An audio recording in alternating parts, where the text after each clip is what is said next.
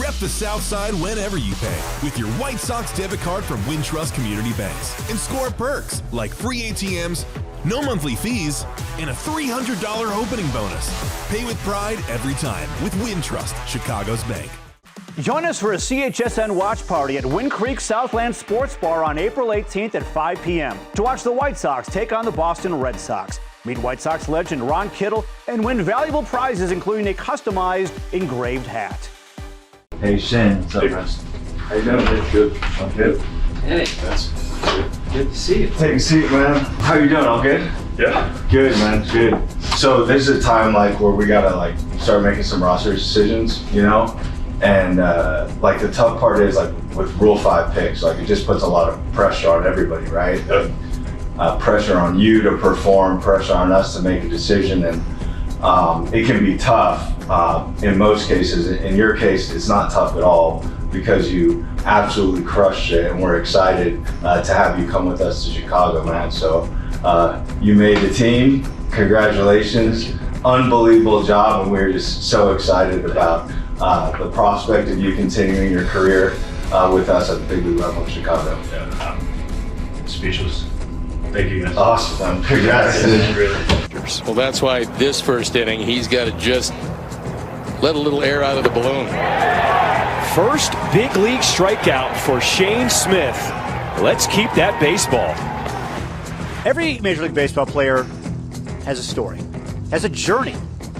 Shane Smith has such a story, such a journey to the major leagues that it was made for a podcast.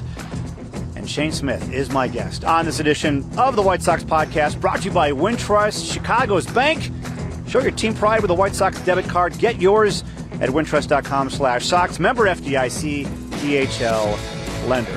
So Shane Smith, yeah, he has come out of nowhere, not only to make the White Sox rotation out of spring training, but to dominate like he has. 3 starts, he's got a 2 ERA. You just see the swing and misses from Shohei Ohtani in spring training, from Stephen Kwan and Jose Ramirez in his second start of the season. He has been utterly impressive. So on the podcast, I speak with Shane about his journey, how he got here, his ultimate dream of making it to the major leagues, what it's going to be like when he returns to Boston, where he's from, to pitch against the Red Sox this weekend, the sacrifice that his parents made for him to be a major leaguer, and a whole lot more. The dream of Shane Smith. He's living it out right here, right now with the White Sox. That is next. All right, Shane Smith is with me. Shane, a year ago, if someone had told you a year ago that you would be in the majors pitching for the White Sox, starting for the White Sox, what would you think? My goal last year is to be in the big leagues, so I would have been a little surprised, but that's what I'm shooting for. To be with the White Sox would be a wrinkle. To be starting would be a wrinkle, but the goal of getting here is, it's awesome, but it's something I've strived for a long time. How you got here is really interesting to me. Just go back to 2020. You're at Wake Forest. You throw 5 innings, and what happened after that? COVID shut down. Played in a summer league that summer, and then went back to school for the fall, and then I blew out in January or February. So, a long time coming, and feels like a lifetime ago, but it wasn't too long ago. Yeah, but what was that like? I mean, you had the combo of COVID and TJ surgery. You pitched 10 innings in 2 years, and you're a pitcher. Yeah. Where were you at that point, just in your life, to have to go through that back to back? It was tough. I was really excited for my junior year. I felt like I was getting a shot for the first time, and I was hurt my freshman year too. So COVID and then TJ. I was excited for that junior year. Obviously, everybody is in college. So, and then I blew out my 3rd start against Notre Dame, and you feel like your world is just completely flipped upside down. I had just missed a year for my shoulder, and then the big bad Tommy John kind of comes around, and you think, well, it was, your career is over. And I tried not to let that, seep into my mental, and once I got cut open and fixed, I said, I'm going to do everything I possibly can to put myself in the best position. And that's, easier said than done on a lot of days. You do the same thing over and over again in rehab, and for 6 months that it's like, I'm doing another dumbbell raise, or I'm doing another band exercise. And I think it's really easy to ship it in for a lot of that. And I think I did my best of, like, if I got 80% that day, if that's my 100%, I just got to give the full 80, and I think that was the biggest thing is pushing my mental more than anything, because the physical would take time, but your mental is going to be, that's a struggle you're going to have to do every day. So you're undrafted, right? You're trying to build a career that is coming off 2 rough seasons. The Brewers signed you. How did that come about? Once I got cut open in June, the draft was about like 6 weeks away at that point, and I talked to my agent and I said, if I go back to school, it won't be until 2023 that I'll be healthy. So I'd be a 5th year senior. I'd be 23. That's a tough position to be in. So talked to him. I said, I'll take absolutely any opportunity that someone's willing to give me. Undrafted free agent, I'll do anything. Just get me in the door, and we'll take it from there. I think I just need a shot. And the Brewers gave you that shot. Brewers gave me the shot. Excuse me. Brewers gave me the shot. A lot of good people in my circle that helped connect some people and get that going. Brewers gave me a shot, and nothing but good things to say about that. They left you unprotected. This is going to happen in baseball. You had a good season in mostly Double-A last year. What were your emotions when you're like, okay, I'm unprotected, so what does that mean? Rule 5 could be coming my way. This might open a door that I wasn't expecting. Yeah, I tried not to think too much about being unprotected. A lot of good guys had good years last year, and I was I get it. I know I'm not sour about it. And then I was just really unsure what the Rule 5 has in store, because you never know teams are interested, teams aren't. People asking questions, and everybody kind of keeps their cards close to their chest. So it wasn't really until the day of that I was like, okay, this is I'm going. I'm doing something different. I'm with a new team and kind of starting a new journey here. I just love that from a story standpoint, undrafted, and yet first overall pick. Yeah, first time getting my name called in the draft. It's first. Rule 5, yeah. Did you know it was coming when they announced it? I had saw a tweet actually that morning from 𝗏𝗏𝗏𝗀. Actually, Mike sent it to Vassal, sent it to me.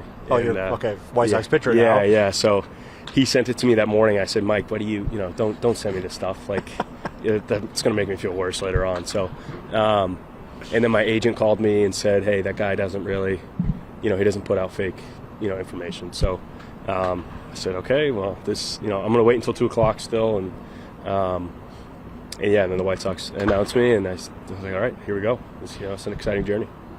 Well, this off-season, you wanted to improve your pitching arsenal, and you developed a changeup. Can you talk about how that came about? A lot of it came from trial and error for a very long time. I tried to throw in college, and it was pretty crappy. Tried to throw in pro ball, it was pretty crappy. I worked on some other breaking pitches last year that I don't know if I loved, how they fit in my arsenal. I tried throwing a sweeper, and I didn't really love it. So this offseason, I said I'm going to, try and throw a changeup. I'm going to start early. As soon as I start playing catch again, I'm going to start throwing a changeup. And, played around with a few different grips. And then I found one that was kind of clicking, and then, played with it a little bit, clicked a little bit more, started throwing a little bit more. And then once bullpens started to come around, I started throwing it, saw the metrics.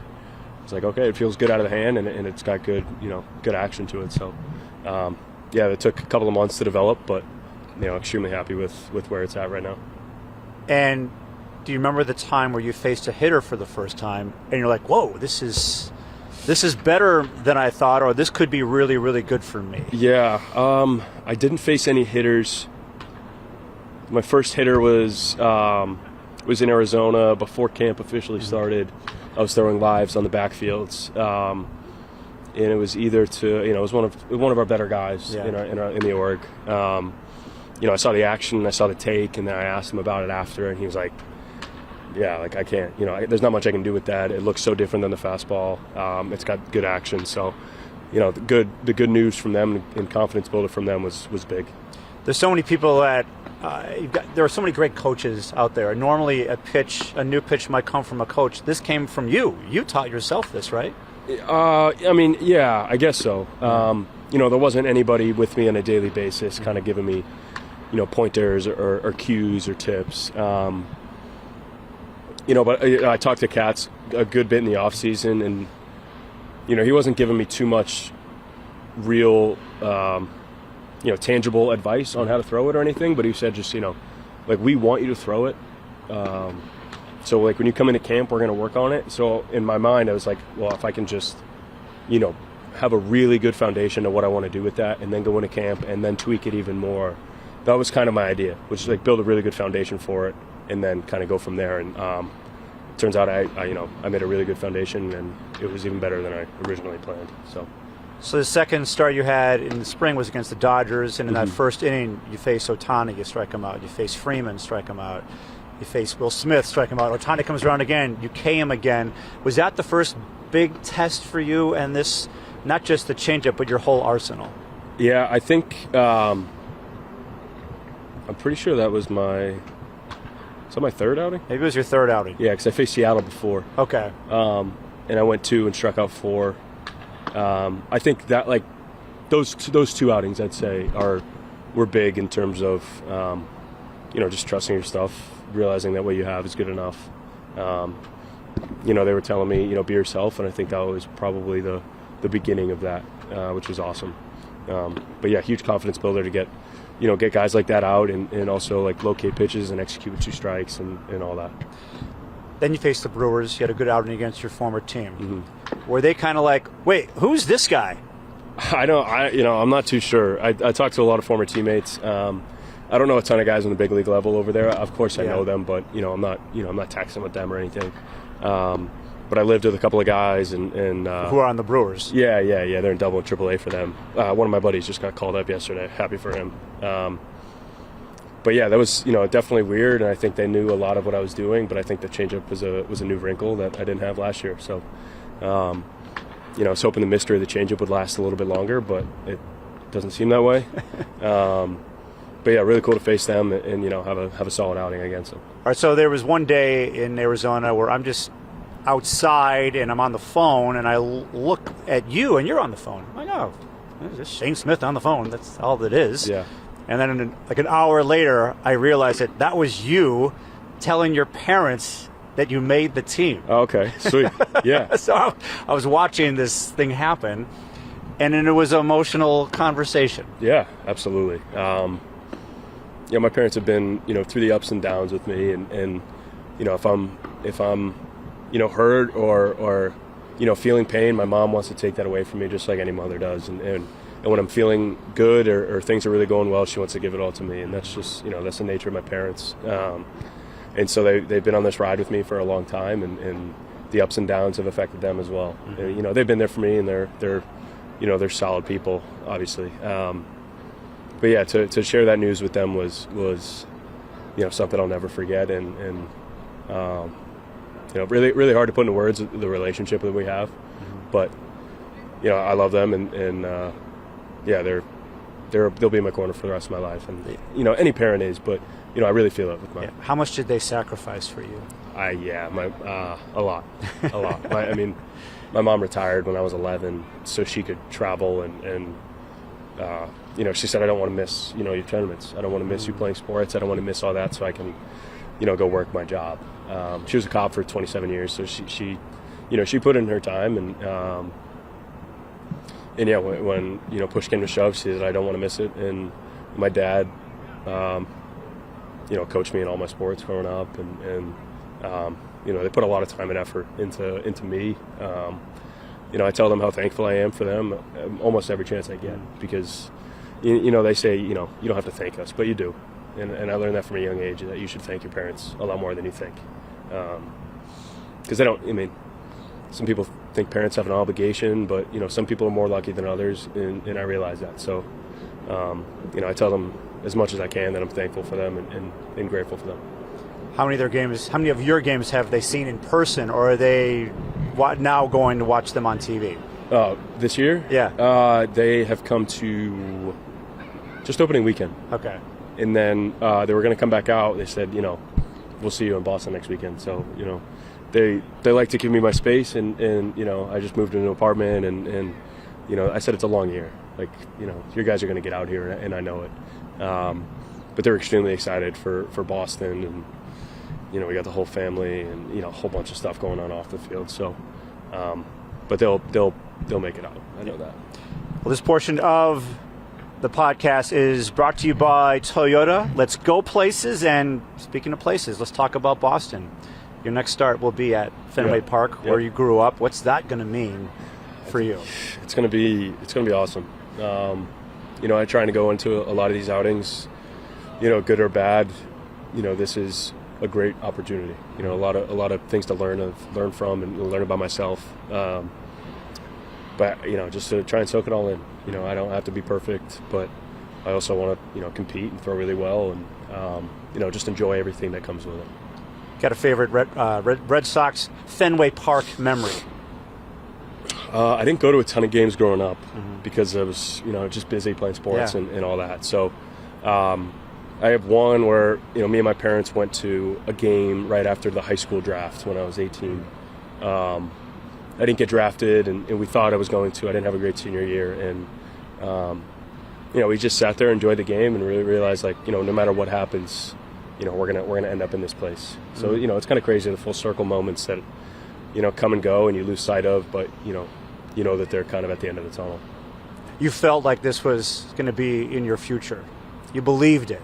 I've had that feeling for a very, very long time. And, you get bumps in the roads, you get valleys, you get peaks. But I haven't lost sight, and I'm thankful for that. And I have a good group of people around me that kind of that help me with that. But I not to sound cocky or arrogant, but I always felt like I should be here, and I do the work to be here. So I'm very, very grateful to be here. So you had that start against the Guardians, and I've watched a lot of Steven Kwan at bats. I've watched a lot of Jose Ramirez at bats, and these are amazing hitters.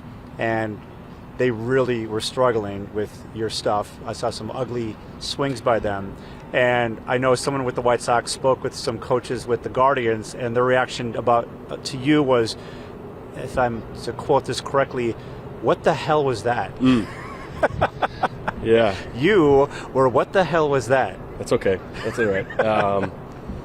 I think it was a good day of mixing speeds and mixing locations and executing when I had to. The changeup was really good that day. So.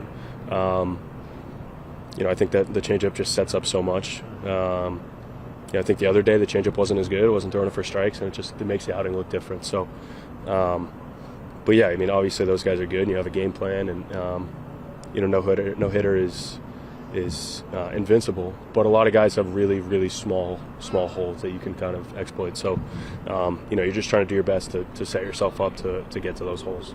When were you thinking, I have not given up a hit? Not really until after. Not till after. I think when I walked the first guy in the fourth, I said to myself, this is my first time pitching out of the stretch today. But other than that, it's not like I gave up a hit. My day's been bad. No, not really until after. I was like, that was really good for 5 2/3. Yeah. You touched on this, I think, after your last start. Like, you haven't gone deep into games for a while, right? So are you starting to feel a little? I don't know if you're feeling weary, but I think you said your stuff looked like it might be kind of lagging around the 6th inning. Is that something that you have to build upon, or is that just going to happen organically? I think it'll be something that happens organically. Yeah. Last year I started games. I think I went into the 6th maybe once. So, it's all learning curve for me. The other day I get 2 quick outs in the 6th. I think that's just got to be a point where, you just have to really buckle down. If you make 4 or 5 more really good pitches, your day's done, and you finish 6th clean. So I think it's more mental of everybody knows you're tired. Everybody gets tired. It's not really an excuse. I feel good, but the body just starts to do things to compensate, whether you like it or not. So I think it's more mental of just realizing like you make one good pitch, one good pitch, one good pitch, one good pitch, and then your day's done. I feel like that's how I can kind of attack it. I was talking to Martin Perez about you. You've talked to him a lot about stuff. How has he helped you? I think it's just been really cool to talk to somebody who sees the game in a similar way I do, and has done it. I think a lot of my theory and philosophy is not yet applicable. I haven't been here long enough to kind of live on the things that I think. But Martin's, done it, obviously. So just to talk to him about, the way he sees hitters, the way he sees games, the way he sees pitches, the way things kind of move off of each other, I think is big. And, if you miss, what's that next pitch going to be? Like, there's so many different routes you can go through with a miss. But also just reading a hitter. What's the hitter, what are his eyes telling you? What's his body telling you? What's his bat telling you? Kind of those things. That you have to do a lot of yourself, but if you can get cues and tips, and if you see this, then you can kind of work off of that. That's been big. Yeah. When I look at pitching, hitting too, but especially pitching, there's an art to it. It's essentially art, and it's mind reading. It's right, trying to think what he's thinking, and you don't just have that. You can't flip a switch and you have it. You need the experience, you need the knowledge, and you seem like someone who is seeking that. Yeah, I mean, I'll take almost anything I can get. Yeah. Obviously, you sift through, bad knowledge, good knowledge, information you have to sift through and what's applicable to me, and what do I want to use? What do I want to just kind of, put in the back pocket for later? But I'll take any and everything I can get. I told him I'm a sponge, so if you got anything for me, you tell me. And he's been doing good. And Mike Vasil, how far back do you go with Mike? I knew Mike in high school a little bit. We weren't crazy close in high school, and then the last 2 years we worked out at the same spot. Last year got friendly. You never really know how people change from when they're 17 to 23. Yeah. Mike's been the same guy, which is awesome. And then this past winter we really clicked. And Wait, you really clicked this winter? Yeah. Now, you were on the White Sox by now? No, before. So you guys clicked. Yeah. You guys were on different teams, different organizations, and then you end up on the same team through the Rule-5 draft. It really doesn't sound real. He texted me and said, "See you in Chicago," when we were in the spring, like the day before, or maybe the day everybody left. The way when he got put on waivers, and I couldn't believe it. I was like, "What are you talking about? We don't play the Rays." Yeah. And then I saw the news. But when he got Rule-5, I was really happy for him because getting a new opportunity just like I was, and somebody that I consider a friend and a close friend throughout the winter from November to the New Year. So. Extremely happy for him. Happy that he's doing well. Just a great guy to be around. Yeah. Well, this has been fun watching you pitch. It's a great story. I love great stories. But you are manifesting your life, and that's great to see. Thank you. Going way back, this was your dream, and you're living it. It's yes, great. I am. Awesome. Thank you, Chuck. All right. Shane Smith here on the White Sox Podcast. Hawk Harrelson, take it away. All right, Art Chuck. This edition of the White Sox Podcast is over.